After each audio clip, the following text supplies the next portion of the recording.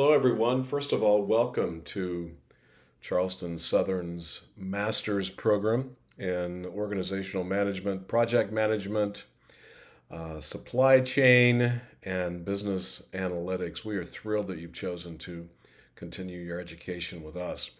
This very first class is designed to help you get started with the navigation of the program, with the navigation of our learning management system, which is called Blackboard. This will be kind of a long video, so it's a follow my mouse. So I would encourage you to make sure that you sit back, pay attention. I guarantee you this will help you as you get started in this course, learning the navigation of Blackboard and the different things that are expected of you. So here you are, you're logged into the course and you see all kinds of stuff on here. You see the details and actions section down the left-hand side. The one thing I do want to make sure that I highlight is this announcements tab down here. Many of your professors in the program will use it extensively, so make sure that every time that you log in, you see if there's a new announcement that's been posted that perhaps you have not read or watched. Many of the announcements come in video format too, okay? But the majority of what you will be doing will be here in the middle, and you'll see something conveniently called Start Here, Course Information, and then there is Week Information, W-E-E-K, information for the 7 weeks of this course, okay? So let's just start with Start Here, okay? So if you click on that, you'll see everything that is nested under that folder called Start Here, all right? The first thing I want to highlight, it says important information for CSU students. When you click on that, you're going to see a series of very short videos, but it will help you with Blackboard navigation. It'll give you an overview of Blackboard Ultra. It'll talk to you about the activity stream and how you can utilize that in your lessons. It'll show and demonstrate for you how to submit assignments. Discussions are very important in online learning. It will show you how to participate in discussions. And then obviously grades are important as well. This will show you how to check your grades, how to check different messages. And there'll be additional information down here in different steps, how to bookmark tech support, and so on and so on. So make sure that you go through this because the title says important information, and it's important information for you, okay? The next tab, and I'm not going to go through all of these, but if you have any questions or if you're having challenges with Blackboard, if you click on Blackboard Help for Students, there are a series of tutorials in there. CSU Tech Support gets you directly in contact with tech, so if you're having trouble logging into your course or other things, that would be a good place to go to. Accessibility and privacy. Privacy, obviously, you understand accessibility are for people who have different types of issues, perhaps with hearing or sight. There are things that you can look at there, okay? Student handbook is a really, really long piece, but it talks about several different things that may be of concern to you. One of the key things that we offer is a writing center for our online students. So if you have any challenges or any questions that relate to writing effectively, APA, in those areas, this may be a good place to start. You can set up an online appointment and they will get back in touch with you. The one thing that I really want to highlight here is this one, the CSU Library. Now, this degree program focuses heavily on research, and it's not Google searching. It's about using the CSU online library to find academic peer-reviewed articles. And so you'll see here how you can do that. And that is through that particular link. You can also schedule a research appointment if you're having troubles finding different sources. And this is an important thing that we will be using in this course. We will focus heavily on using the CSU online library as your primary source for academic information, not Google, okay? Course information here. This is an important tab as well, so I'm going to click on that. You'll see here a welcome and meet your instructor. So there'll be information here as well as a video from your instructor telling you a bit about them. All right. Textbook and materials. This shows the textbooks that are used in this course. There are two. There is one book called The Read Guide for College Writers, and the other is the APA Manual, 7th edition. This gives you additional information about the bookstore. If you have not received your digital or hard copy from them, you can contact this number and they will help you. Also, as being a student here, you have opportunity to have a free copy of Microsoft Office, and so this tells you how to get that.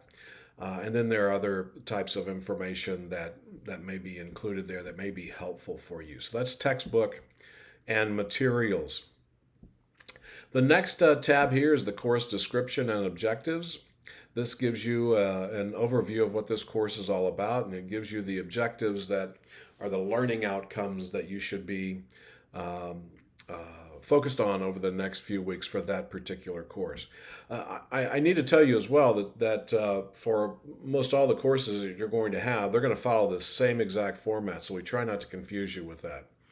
Also under here, under course content, is the syllabus. Please read the syllabus in your classes. It gives additional information, particularly as it relates to grading. Grading in graduate programs are much more aggressive. For example, in order to receive an A, you must have a certain number of points that are higher than typically in undergraduate programs. So make sure that you look through the syllabus for the course. Course map is not very important for you all. It's more important for our accreditors to make sure that we're tying our objectives back to course objectives as well. Okay? So this information here that begins with start here, really important for you to do to make sure that you go through that. The course information gives you some overview information for this course. And the rubber hits the road here in week 1. You'll see that there are 7 weeks designed for the courses. Each one of these will be set up the exact same way. Obviously, the content will be different. But week 1 will have 3 different components. Week 1 overview, read and study, and then do this week. So let's highlight both of them, or all 3 of them. Week 1 overview will tell you what you're going to be doing in week 1 and what the objectives are for that week. Okay? Pretty simple. Read and study, textbook readings. And so you'll see in your main textbook, you have 2 chapters that you need to read this week. So again, it very clearly lays these things out.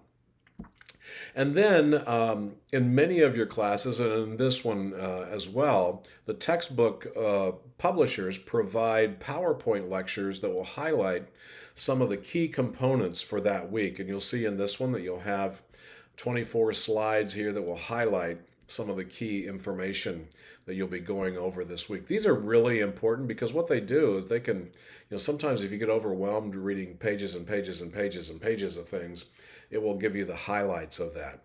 Now, in this class in particular, these next 2 in week 1 are very important for you. You will be introduced to a 6-stop paper writing process that you will use to write your paper. And then secondly, you'll be introduced to the 6-stop paper writing process template that you will use. And so you're going to be completing bits and pieces of this paper over the next few weeks. And so rather than writing a bunch of different papers, you're going to be focused on writing one paper and one paper only. But you're going to be adding to the same paper each week as part of this 6-stop writing process. And so this is the template that you'll be using. You'll have some instruction here. Now, what you have to do as soon as you open this up is you'll see this up here where it gives you the ability to download that paper. So you'll see it's in a Microsoft document. So you need to go in and make sure that you download that because that is what you're going to be using and working with over the next few weeks. Okay? Some additional information is provided each week. This is a APA lecture on plagiarism. This is a CSU online library piece of information on plagiarism. Here is a formatting tutorial. So this piece under read and study, very important. Again, week one overview gives you the objectives for the week. The read and study gives you all the things that you need to make sure that you read that week or watch. Sometimes there are videos in here. And then the important thing here, do this week. So this will show the things that you have to do this week, okay? You will have a discussion most weeks. You will have a journal. You will have a short answer, and then you will be completing different segments of that paper. So I'm just going to highlight a couple of these. So if I click on the discussion for that week, it opens up into a new page here. It gives you the question.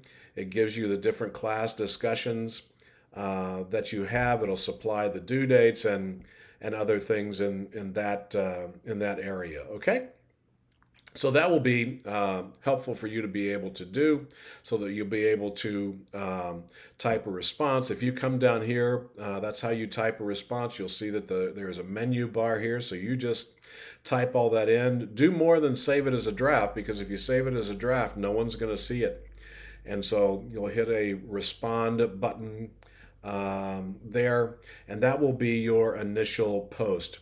As you go through these lessons, you're going to see that you're required to post an initial response, but then you're also required to respond to 2 different other comments, and that's how online discussions work.